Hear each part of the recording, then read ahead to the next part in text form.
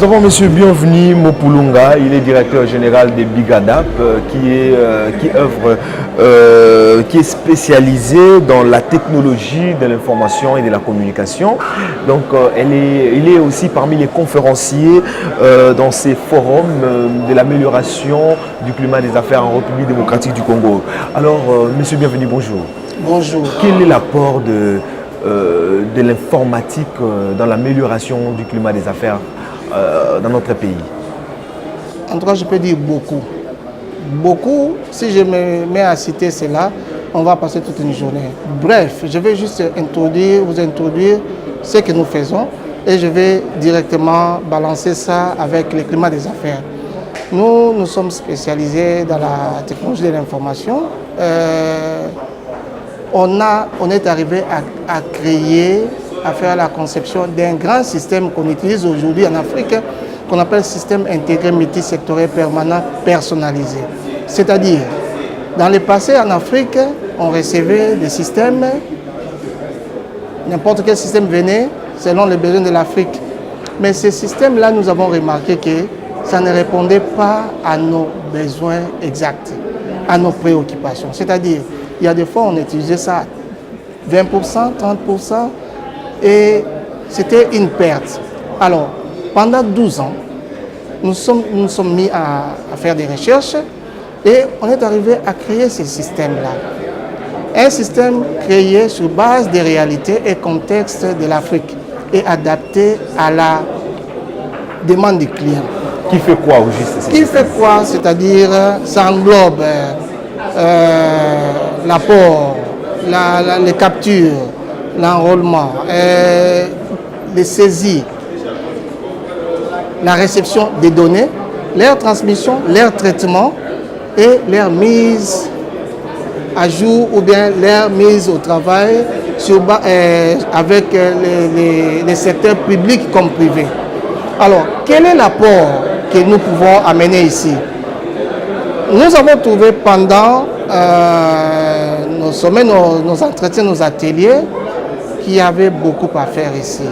Et je profite de l'occasion pour saluer les efforts du président de la République et de celui du Premier ministre et chef du gouvernement qui a permis à ce que nous puissions être là pour amener nos apports sur ces.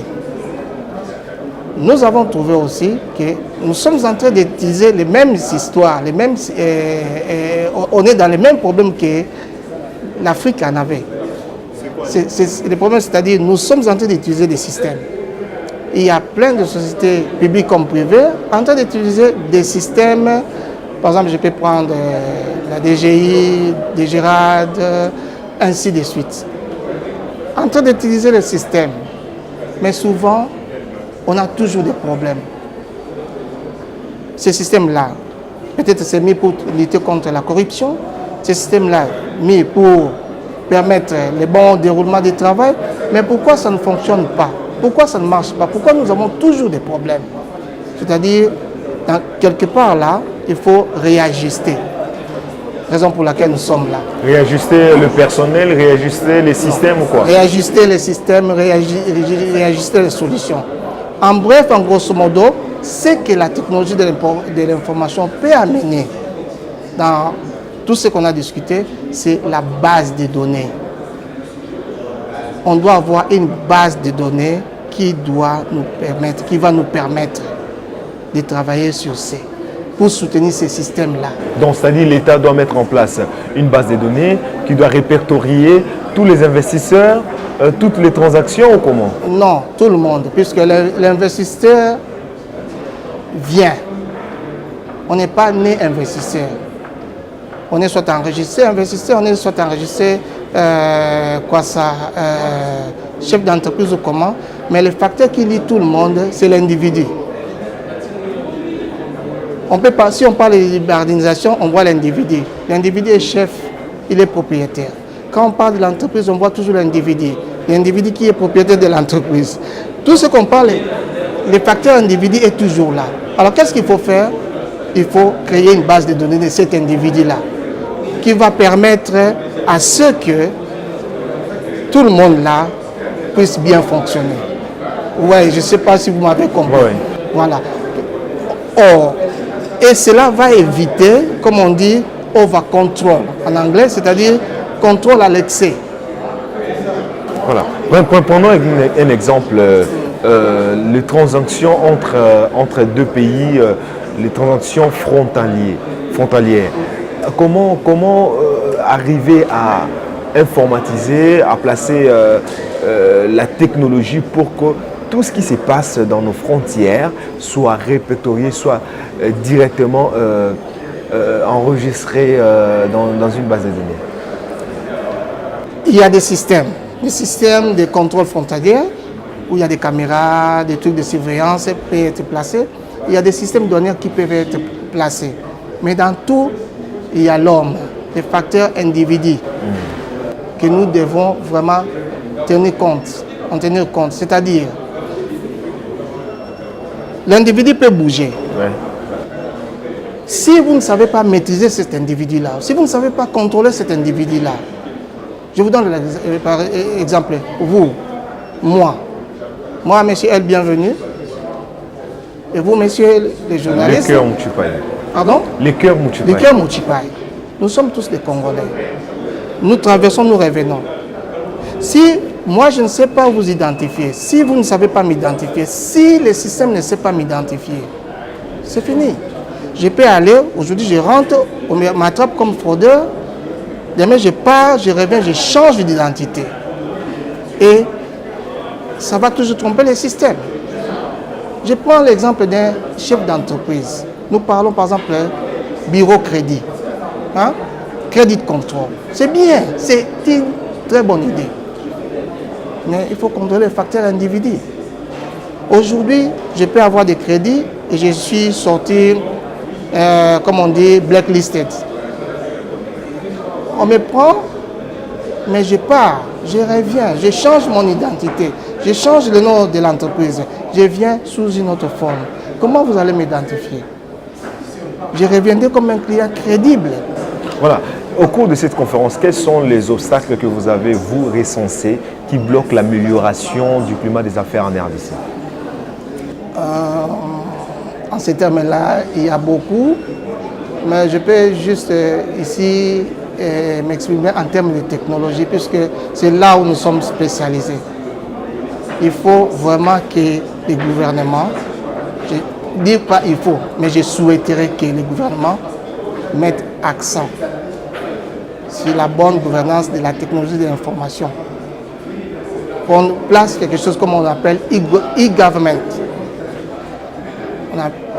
Il y a beaucoup de pays qui sont en train de le faire. Mais surtout, quand nous recevons, quand soit les systèmes, il faut que les systèmes soient personnalisés sur base de nos réalités et contextes. Aujourd'hui, nous ne pouvons pas implanter un système qu'on utilise en France, en Belgique, ou bien ailleurs, ou bien en Espagne, et venir mettre ça ici. Ou bien prendre quelqu'un... Les contextes ne sont pas les mêmes. Ne sont pas les mêmes. Ou bien prendre un système qui n'a pas fait ses effets, ou bien qui n'a pas fait ses preuves, prendre ce système et amener ça ici. C'est comme si on devient au laboratoire, où on doit tester ça en RDC. Nous sommes un grand pays.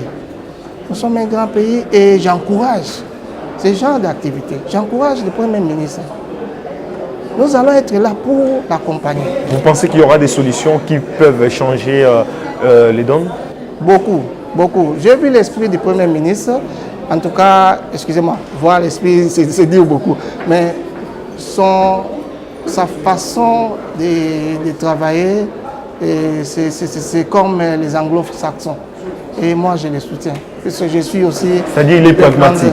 Oui, exactement. Et je crois qu'avec les présidents de la République, ils pourront faire un bon chemin. Et je vais juste évoquer une chose ici. C'est au moment de crise que les pays se développent. J'ai toujours évoqué le cas de la Chine. Aujourd'hui, nous parlons des Chinois ici. C'est bien bon. Mais les Chinois s'est développé au moment de la crise. Ils ont fermé leurs frontières. Je prends l'exemple de l'Afrique du Sud. Il y avait l'apartheid. Mais aujourd'hui,